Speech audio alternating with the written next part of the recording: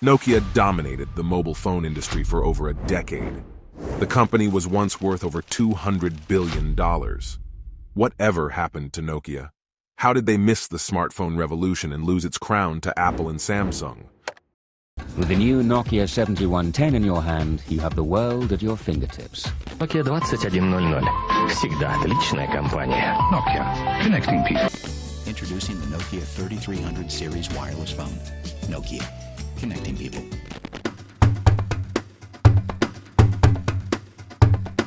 Nokia's story begins in 1865, when it was founded as a humble paper mill in Finland.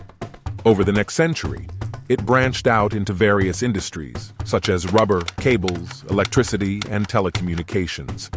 In 1987, Nokia launched its first mobile phone, the Mobira Cityman 900.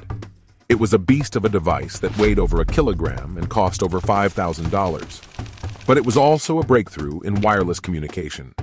Nokia soon realized that mobile phones were its golden ticket. It poured its resources into innovation and design, creating phones that were easy to use, reliable, and stylish. It also expanded its global reach, targeting emerging markets like China and India. By 1998, Nokia became the undisputed king of mobile phones, with a market share of over 30%. It was a household name, a global brand, a cultural icon. But Nokia also faced some bumps in the road in the early 2000s. The mobile phone market was getting crowded and competitive, with new rivals like Motorola and Sony Ericsson. Nokia also had to deal with the rise of feature phones, which offered more bells and whistles than basic phones, such as cameras, music players, and internet access. Nokia responded by launching its own feature phones, such as the N-Series and the E-Series. It also invested in software development, creating its own operating system called Symbian. But Nokia's biggest challenge came in 2007. And we are calling it iPhone.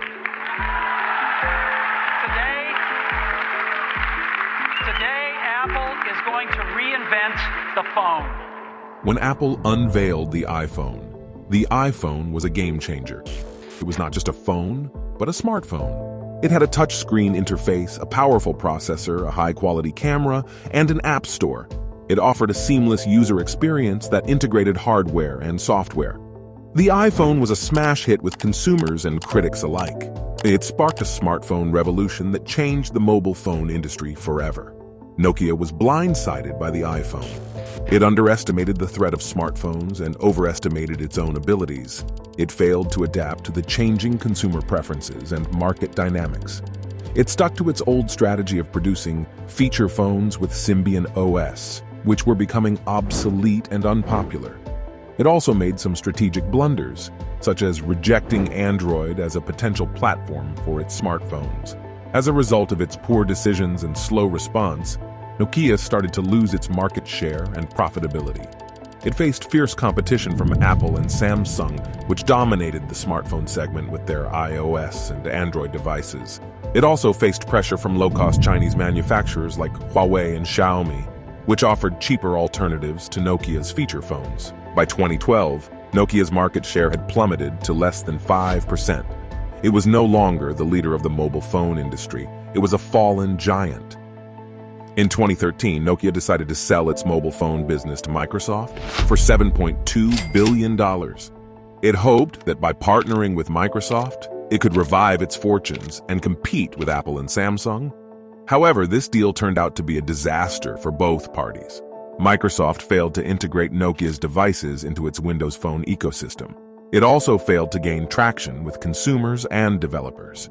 In 2015, Microsoft wrote off $7.6 billion from the deal and laid off thousands of employees from Nokia.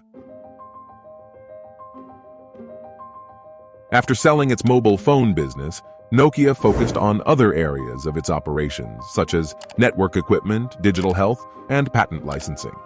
It also attempted to re-enter the smartphone market in 2016 by licensing its brand name to HMD Global, a Finnish company that produces Android smartphones under the Nokia name.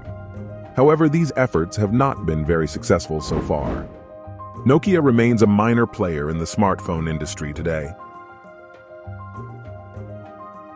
So what happened to Nokia? How did it go from being the king of mobile phones to being an irrelevant footnote?